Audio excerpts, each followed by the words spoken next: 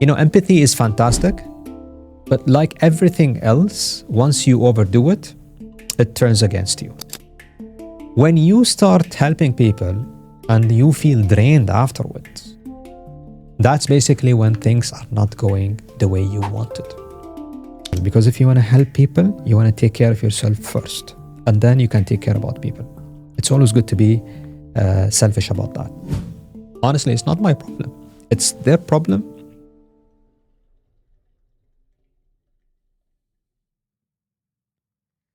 Marhaba, and how's it going, everyone? And welcome back to Yuwab. I'm your host, Saeed Alghafri. In Yuwab, we always keep it real.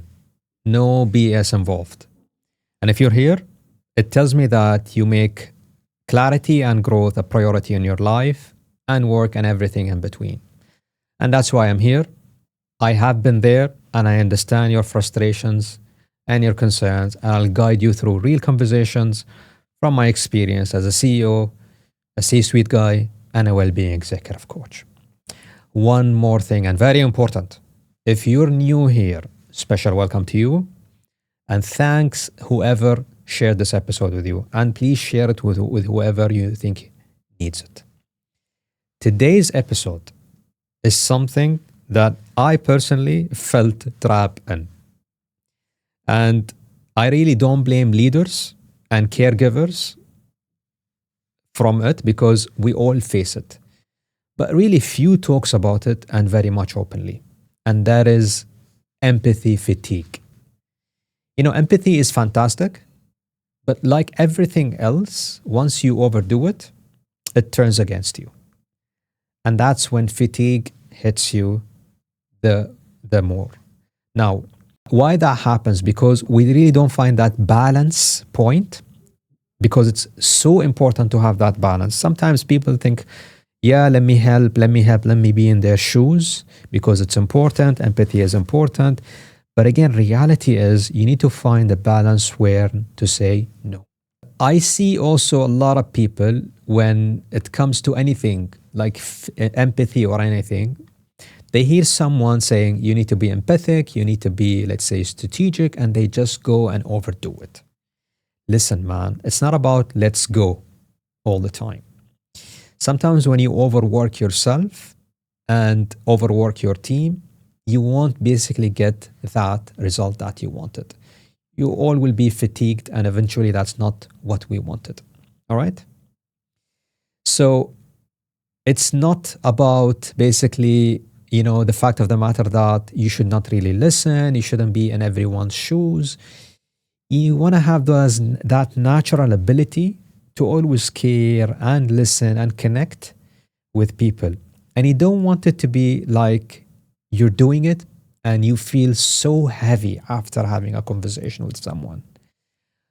When the very thing that makes you as a great leader or a human is not about, listening to someone. You want to have a full energy, basically, you want to recharge that and not drain your energy to the point where you can't lead people. You want to basically fuel yourself, and that's the most important thing, while being empathic. All right? So if you ever felt this way, or emotionally worn out from always being there for others, then this episode is definitely for you. So let's dive in.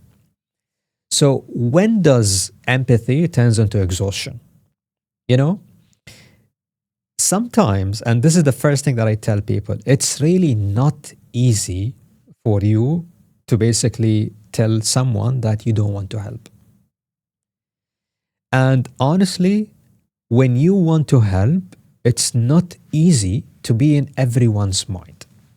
What happened ultimately is that, yes, you are empathic, you're being in everyone's mind, but you're not in your mind, honestly. And what will happen is that your brain will overheat. Think of it like a car. When you overdo the car in terms of performance, let's say there is too much temperature outside, you're not doing that, you're not doing this, etc. What will happen is that it will overheat and it will not really function over a specific amount of time, because it's just overloading. Listen, empathy for me is a strength. And I one time read a book called Why Should Anyone Be Led by You, which talks mainly empathy. And I've learned a lot. And since that day, I've known how to implement, how to practice and cultivate empathy. But when you overuse it, it's just not really good. Now, what happens is that when you listen to someone, you're just absorbing struggles, fears, emotions of other people without any space for you to recharge. And we talked about how important is recharging. You know, talking to people, listening to them, being present, it's really draining and exhausting. Tell me about that. I coach a lot of people, and when you coach, and I'll talk about that later in the episode, you have to be physically there and mentally there and very much alert, because you have to watch what's really happening when people talk. So what happens is that when you overdo it, it leads to physical exhaustion, emotional numbness, and burnout, and you don't want that. And eventually it will really affect you from delivering results. And that's why we're there in companies, right? Let me share with you a story. This lady is very dear to me, and I know her very well. She's a promising leader, very intelligent, and one of the hard workers that I've known and reached out for. She actually came to me for support. And she was like, Saeed, I cannot concentrate anymore. That was basically her ask. We dig deep into what she does and all that and all this and all that. And then she opened up. She was actually loved by everyone, which is amazing, right? But she was very much tolerating the outcome of why she's there as a leader. So everyone loved her, but again, it was compromising on the outcome in a way that she was staying there over time in the company. When we went deeper and deeper, she was explaining to me how her office was like a therapy center for everyone to walk in. Come on. You could make a good job and good life from that, but ultimately you need, and we'll speak about that later, you need to create a boundary. I mean, she was trying to help. I mean, I know that. And she felt kind of a guilt of, if I don't help, then they're not going to do well. She was listening. She was trying to solving. But honestly, she reached a point where she could not really concentrate and continue. And ultimately that affected her after work life. So she had to stay there in the office, continue her work, stay there forever, and then go back home exhausted and miss her time with her kids and husband, which is really not good. You see what's happening? Yes, empathy is fantastic, but she was very much overdoing it. And that's not what we want to reach. All right? So how can we really recognize the signs of empathy fatigue?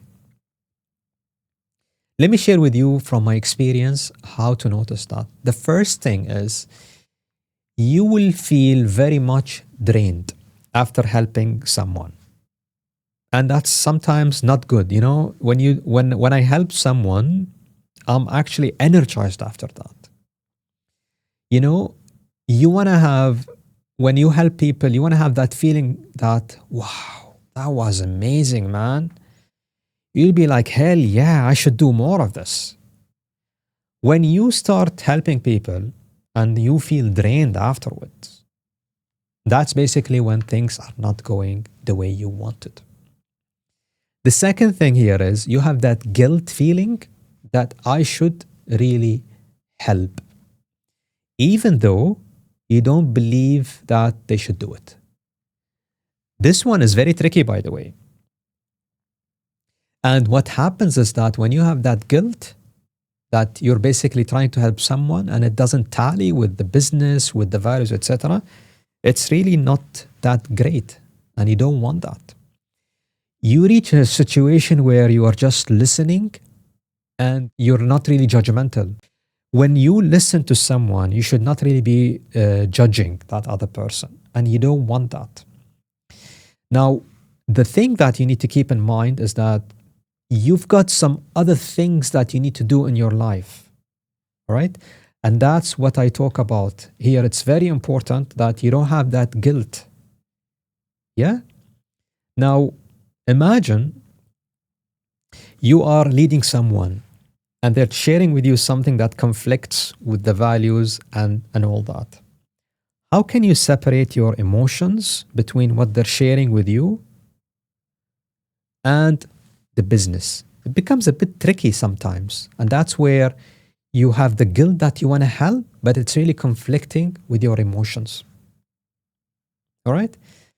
Now, you also may have a point where you miss out on doing things that you should do in life. You know, it could be something like you will end up staying over at work. You may be postponing stuff. Let's say you're in the office and you basically been listening to everyone and then you've been trying to solve their problems, and then you say, okay, I'm going to do this tomorrow. These are some signs that you have that empathy fatigue. I mean, honestly, it's really good. So really don't get me wrong when I say that empathy is not that great, but overdoing it is not good. So the first thing that you should do is take care of yourself, because if you want to help people, you want to take care of yourself first, and then you can take care about people. It's always good to be selfish about that. I'll share with you a story, and this is a personal story that happened to me. One time I did a psychometric test, and I've done a lot of psychometric tests. This one, it showed that I had a sad element in my personality, which was over the roof, very high. And at that time, we were sharing the results with the people who are around.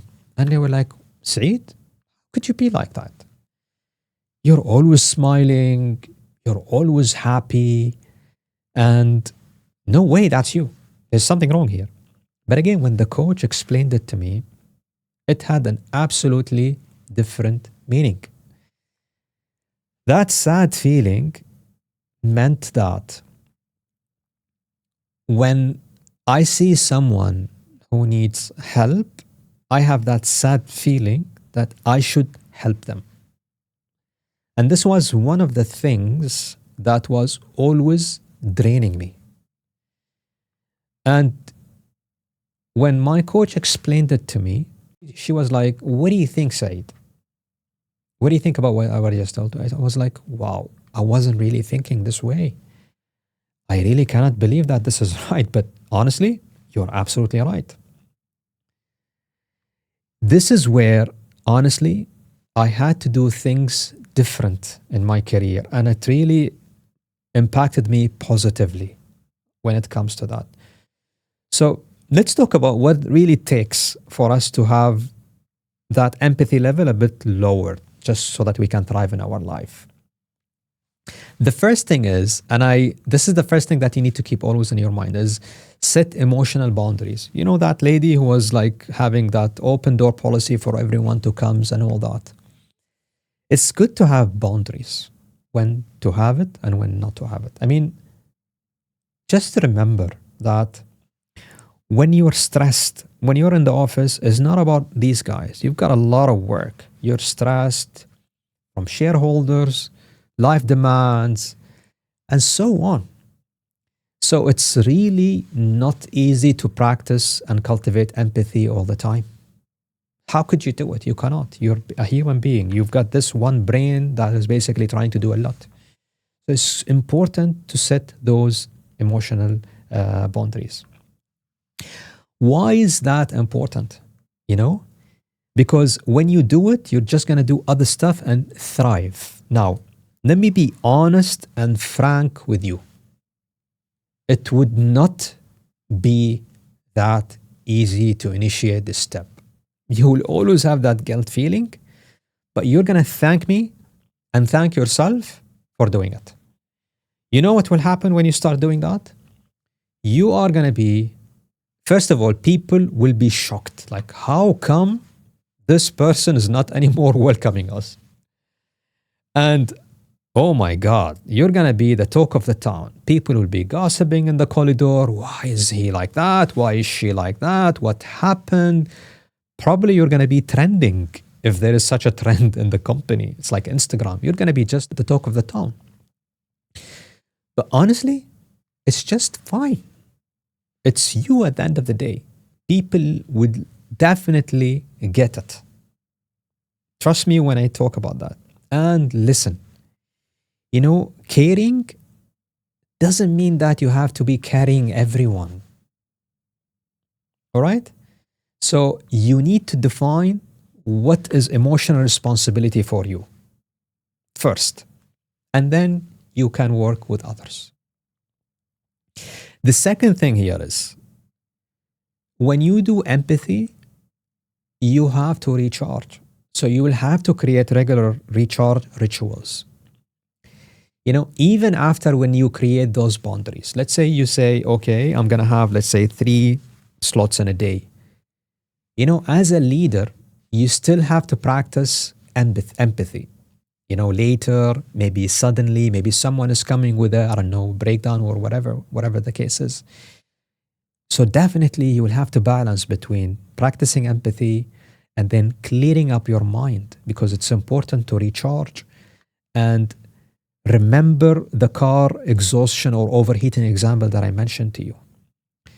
So you may be thinking to do activities like meditating, maybe a quiet walk, anything that will build your emotional reserves, because it's important as leaders to practice empathy within specific boundaries and not overdoing it. The third thing here is what I see from leaders is that they just want to do everything by themselves. What I tell everyone, share the load.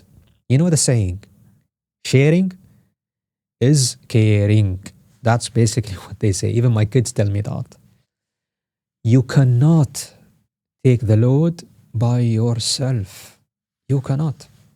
What you should do, you should encourage peer support and a structured check-in, because you don't want people to come after, let's say, a period of or stress, or they're stressing themselves, and they're coming to you. So have those regular checks every once in a while. Yeah? And that's why, I talk about mentoring a lot, and I think it's amazing because it really tell that person that you can go to that person so that you can vent out. Mentoring is all about talking to a buddy, not about talking about business. The fourth thing here is you need to practice empathy without attachment. This is very important. Very, very, very, very important. And I see this a lot from leaders. Let's say that you are now having someone in front of you and they're talking and you're trying, you are basically practicing empathy. How could you do it and you're looking at your phone? You cannot. You have to be fully present, and that's why it's a difficult thing to cultivate. It's not easy. When you're fully present, you're going to listen and listen and listen. It's going to be much more deeper. All right?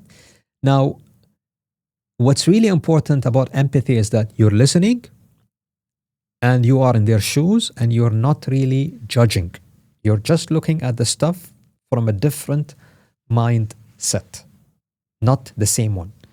So when you are attached to a phone, when you're thinking about something, what will happen is that you're going to have that internal dialogue that this is your problem and you need to fix it, and it's not their problem. It's basically also your problem. Now, let me tell you how I learned that. I learned that from my coaching certification. When you coach, when I did my certification, they told me that 80% of the session, let's say you have 1 hour, 80% is listening, and the remaining is asking powerful questions, not speaking. And I remember I was so excited that I was a certified coach. And I started getting a session after a session after a session after a session. Honestly, when I finish a session, I remember the first one, I got that feeling that, oh my God, this is just amazing, very much rewarding because I was supporting that person. One day, I had a back-to-back 3 session, like one session, one session, one session, 3 hours. And even one slipped to an hour and a half. The first one went very well. The second one, I was okay. The third one, oh my God. When the guy was speaking, I remember I had that feeling in my mind that why the heck this guy is doing this? And I was doubting him and I was really questioning why he's like, you have that internal dialogue while he was speaking, while you should be very much paying attention to what that person is saying. I reached a point where I was like, why the hell are you doing that? Honestly, it's not my problem. It's their problem. And I'm there to support them in their journey. And that's the most important thing when it comes to empathy. Do you see the difference between the first guy that I coached? It went very well, very rewarding. And then the second guy who was a victim of me not being present. Now, what happened also is that I was very much drained, not present. I was very much telling myself that this is my problem. I also had that guilt that I should continue and support, because if I don't, then they're not going to do very well in their life. Now, everything that I shared with you within this story is exactly what I shared with you in this episode. Because this is what happened when you are not really present and fully mindful. Now, before we end, I want to share with you the pitfalls that you should always avoid. Now, what's really important is that there is only one mindset, okay? And that is believing that you have the emotional anchor for everyone at all the times. If you have that, then you are basically going to have an empathy fatigue. You can't be the only one mindset mentality, man. You cannot. And when you basically say that you're going to be the savior of the day and all that, it's just going to drain you. So I see that a lot. So this is the first pitfall that I see. The second thing here is when you basically have like emotional overload, and then you keep pushing it and pushing it and pushing it without processing those feelings. And this is when it's really important to have those recharge moments. So you should not really overload your emotions, and you need to recharge. All right? The third thing that I see a lot is when you just ignore yourself, ignore your own need. Self-care for me is the first thing if you want to help other people. So you need to take care of yourself first before helping other people. And listen, man, there are also people at home that are waiting for you. Keep that in the back of your mind. So a key reminder here is a healthy empathy isn't about feeling less or caring. It's about protecting your capacity to feel in the long term. All right? So it's all about balancing that empathy when it comes to that. So just to recap this specific episode about protecting your empathy, the first thing here is you will have to have a healthy emotional boundaries when it comes to empathy. When you do that, the second thing here is you'll have to build recharge rituals or breaks to basically fuel yourself again, because ultimately you will have to practice and cultivate empathy. The third thing here is share the load with someone else. It's important to share it. And the last one here is practice empathy without absorbing their emotions. And this is when presence and mindfulness is important. All right? Why this is very important? In today's world, we are all very much emotional. There are demands that are consistent from work, from family, from even the news that we see every day. And I see that empathy, especially empathy fatigue, is becoming more and more and more common. And if we want to keep showing up for ourselves and those whom we love, we have to take care of ourselves first. And that's the most important thing. All right? Before we close, I want to leave you with this. Always remember, empathy is a gift. But you will have to protect yourself first. In Yuwab, we believe in leading with heart and with health by managing our emotional energy. We not only avoid burnout, we want to create a space for you to thrive in life. So if this episode resonated very well with you, share it with one or anyone who would needs it. And it could be a reminder for someone that needs it today or this really moment. All right? So until next time, take care of yourself and those who you care about. مع السلامة.